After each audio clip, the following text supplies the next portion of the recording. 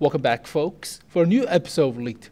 Now, recently, there's a premium Tier 8 version of the IS-3. Now, Reader describes it as an IS-3 with an autoloader, but it is not an autoloading IS-3. It does not have a drum and does not cycle between 3 or 4 shots of the 122mm. That would be way too OP, way too broken. So basically, this version of the IS-3 has a different mechanized ammo rack system that replaced the loader for more efficiency. Alright, so a little history. IS-3 tanks or tanks before it has a low rate of fire because the turret is so small and the 122mm shell is pretty big. So loading a shell from behind the turret or side of the loader, you have to grab the shell, bring it up to his level or to the gun breech, stuff it in, put the charge in, stuff that in, close the breech, and fires the gun.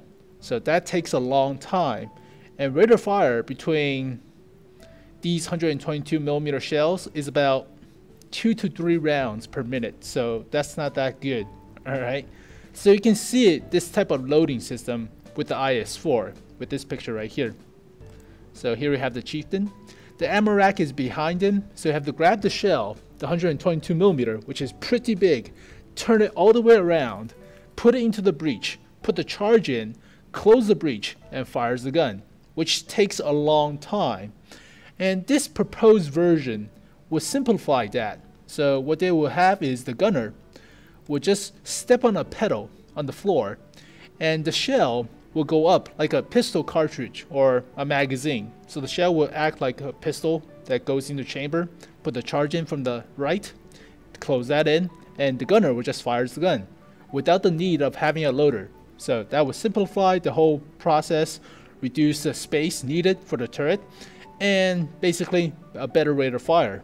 So that's basically what this tank is all about. It is not an auto-loading system. It does not have a drum like a revolver and just fires all the shots. No, it's not like that. Alright, so kind of disappointing. So you can see the original design for the IS-3 right here. The shells are placed around the loader. So all he has to do, or the most of the things he has to do, is grab the shell from side of him or next to him, and he has to drag it up into the breech level of the gun, stuff it into the gun breech, stuff the charge in, so you can see the charges right here, and stuff that in, close the breech, and fires the gun, which results in pretty low rate of fire. So the Russian thought of this, didn't like it, and they proposed a few steps to solve it. So one of the steps is with the magazine loading system, which is alright, but they did not incorporate it. They did incorporate a kind of conveyor belt type of system tray thing with the IS-7. So you can see this picture with the chieftain. He described this conveyor belt system where 6 shells are ready and waiting next to the gun breech. So here's the gun breech. So he has 6 shells ready.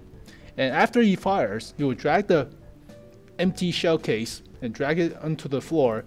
The next shell will just slides right over and just ram into the gun breech. So pretty easy, fast rate of fire. But that's only for 6 rounds. So afterwards, he has to reload the tray or the conveyor belt and shoot from there. But yeah, it's an improvement over the rate of fire. But for now, it wasn't really taken into account because heavy tanks were phased out in favor of medium or main battle tanks. So 122mm shells were not as used as often as the 100mm. So that's a lack of this system, not an actual tank. But it is incorporated into later tanks, obviously. So you can see the size of the 100mm. This is from the T-55. It's pretty big. This shell is pretty big. And you can see the size of the 122 from this picture. Now this is from an 819 cannon. Alright, it used the same caliber as the 122 on the IS-2 or IS-3s. So this shell is still pretty goddamn big. And imagine having to drag it around the turret of an IS-3. Yeah, you have to be pretty buff guy to drag a gigantic shell and the shape charge into the gun breech. So yeah, this IS-3 has a better loading system, but it's not that good. So it's alright, it's not that good. So here we go, talking about the actual tank within the game. And here are the in-game models for this version of the IS-3 mechanized ammo rack system. I'm just going to call it Mars for the simplicity. Alright, so utilize the same hull armor as the IS-3, but with a different turret. So you can see the hull armor is the same as the Shachuka pike nose that's on the IS-3, but the turret is not as hemispherical as the original turret, so it's more like a ladle than a frying pan, I guess. That's an analogy. The cupola are a lot smaller, so that's good, but it still has the same access port that is on the IS-3. So this access port for the gun is still a big weak spot, and if your opponents are a little bit taller than you, they can actually just shoot down into the top of your turret and penetrate. So that sucks. But the rest of this tank is basically IS-3. Where's the log? Where's the wooden log? That's disappointing. Alright. So here is the collision model for this tank. Now you can see the access port on the top of the turret. So that's a big weak spot. But what is interesting about this picture is that the actual armor on the frontal hull is buffed by the spare tracks. So these spare track links that's attached or just hanged in the frontal hull armor is considered as additional armor. So that's good. I mean, I think Wargaming is trying to buff all tanks with spare tracks attached to it as additional armor. So you can see the picture for the recently updated IS-4 into HD. So you can see these two plates down here. These are actually the spare tracks attached to the IS-4. So you can see the picture of the IS-4. The current model does not have the collision, or current collision model does not have the additional armor provided by the spare tracks. But with the HD version of this tank, we have actually additional armor on the lower plate. So that's a pretty good buff. That's good. And here are the main stats for this IS-3. So it is going to be a premium tier 8 Russian heavy tank. So it will cost you between 10,000 gold and 11,000 gold. It doesn't have preferential matchmaking, so bummer. Hit points is 1,550, which is average, above average, 50 above average for normal tier 8 heavy tanks. Engine power is 520, which is lacking, really lacking. Weighs about 50 tons. So power to weight ratio is about 10.5 with equipments. That sucks. That really sucks. Top speed is 40 kilometers per hour. Reverse is 15. Hull traverse is 26 degrees per second, which is meh. Turret traverse is 22.9 degrees per second, which is meh. Not that good. Terrain resistance is the same as the IS-3, I think. So 0.95 for soft or for hard, 1.15 for medium, and 2.014 for soft. So yeah, it's mostly the same as the IS-3, but power to weight ratio is not that good. View range is the same as the IS-3, 350, which is crap. Radio is standard, 720. Hull armor is 110 at the front, 90 at the sides, 60 at the rear. Turret armor is 249 at the front, 172 at the sides, and between 70 to 170 for the rear.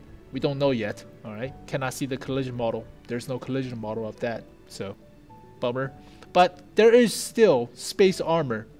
So this triangle right here, that's space armor. So side armor is still a little bit better, like the IS-3, so you can still side scrape. The gun is a Elite 122 D25T, but it is modified with a little bit more penetration, 221. Damage is the same, 390. Rate of fire is 5.5 rounds per minute, which is a little bit faster than the IS-3.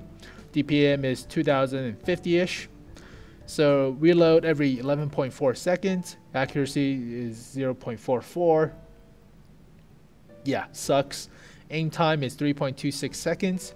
And gun depression is 5 degrees. So yeah,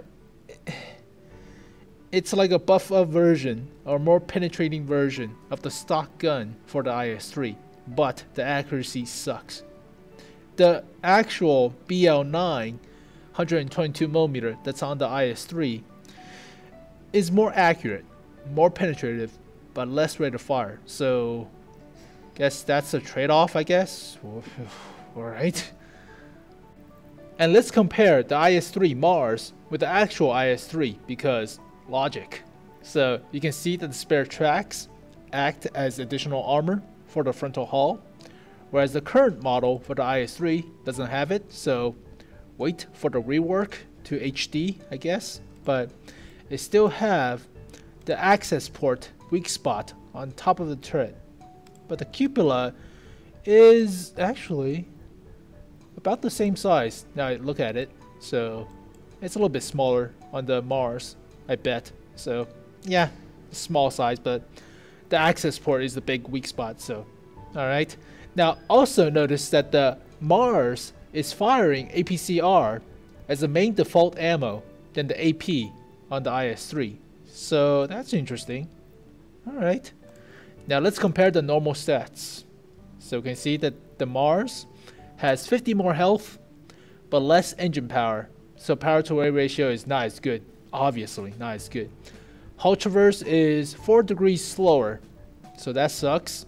Top speed is 2 kilometers faster, but with that crappy engine power, yeah, I find it hard to reach it.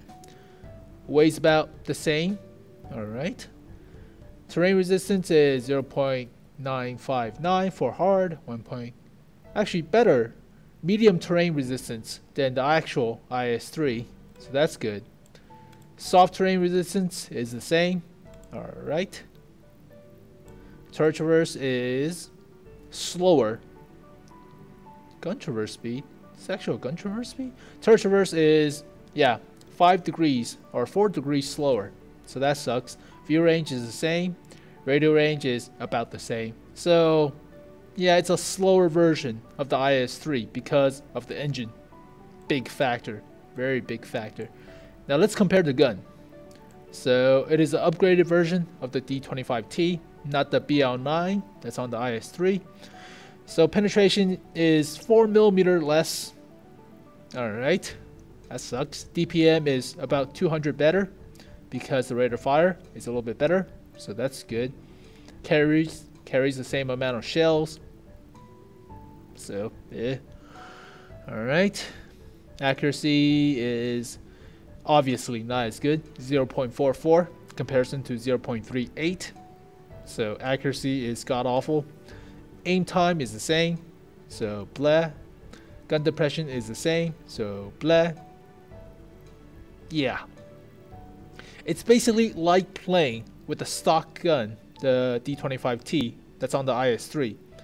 So DPM with the D25T increased a little bit, but accuracy is gone down. So it's like playing with the stock gun that's on the IS-3, but you have a little bit better penetration. And you get the same matchmaking. But you have a crappy engine power. So, I mean, the whole characteristics of the IS-3 is that the frontal hull is not that good, in my opinion, for the IS-3. It is decent against most tier 7s, other than heavy tanks or some tank destroyers, but the armor is decent against lower tiers, but it's not going to save you against other tier 8s or even tier higher. So that sucks. And you need the speed on the IS-3 to move around because the IS series is known for mobility, whereas the KV series is known for the armor. So you're taking away the quintessential part of an IS tank, which is basically the mobility with the crappy engine power that's on the Mars version. So that sucks. Yeah, that really blows. Huh. And the final verdict about the IS-3 mechanized ammo rack system is that this tank is basically a premium tank. It fits all the characteristics of a premium tank. It makes a lot of credits, but it is not as good as the counterpart at tier 8. So yeah, what can you do? Now there are 3 weak points about this tank. First is the engine power. 520 is god awful, and 10.61 horsepower per ton ratio, That's crap. So that's really disappointing for IS series tank. So that sucks. Second is the accuracy, 0.44. This will piss you off some of the time. And 3.26 seconds of aim time, that doesn't help either. So yeah, if you have played the IS-6, the IS-3 stock version, the IS-2, the IS, the KV-3, yeah, you will get pissed off with the accuracy. So you have to stick your face into someone else's armor and shoot them. So that sucks. And I even get pissed off at the 0.39 accuracy of the SU-122-44. So yeah, accuracy will piss you off. And lastly, I forgot to mention, this tank has only 3 crew because of the lack of a loader. So you can only train your commander, your gunner, and your driver. But you need to train your loader too, because you really need safe stowage on most Russian tanks. Safe stowage is actually very quintessential of a crew skill for all Russian tanks. So that sucks. You cannot train your loader. And the lack of a loader does not mean the DPM increased by that much. So the DPM only increased about 200 or so. Yeah, it's not really worthwhile. So unless this tank has about 2,200 to 2,300 DPM, I will actually get this tank because of the DPM. But yeah, 200 more DPM than the actual IS-3 doesn't mean that much. So that sucks. So yeah, is this tank worth your money? Not really, in my opinion. Just get the T-34, that's a good choice. The Lion, the Low, the FCM-50T, good choices. Hell, if you want a heavy tank with armor and less mobility but the same gun, buy the 112. The Chinese 112 plays a lot like this tank. It is not as mobile, but frontal armor is very good. The gun is the same, so buy the freaking 112. Yeah, that's a good choice. So yeah, this tank is not really worth your money. And I think I cannot call this tank IS-3M because there's actually a modernization of the actual IS-3 that's called the IS-3M. So I have to call it the IS-3 mechanized AR. That sounds fancy and fun, whatever. But thank you guys for watching this video. Hope you guys enjoyed it. Leave a comment below on what you think about this tank and if you want to get it or not. In my opinion, I'm not. So, alright. Follow me on Twitter, Facebook, whatever. And subscribe to my YouTube channel if you want more of these stuff. So, I'll keep you guys posted. And as always, thank you guys for watching. I'll see you guys next time. Peace.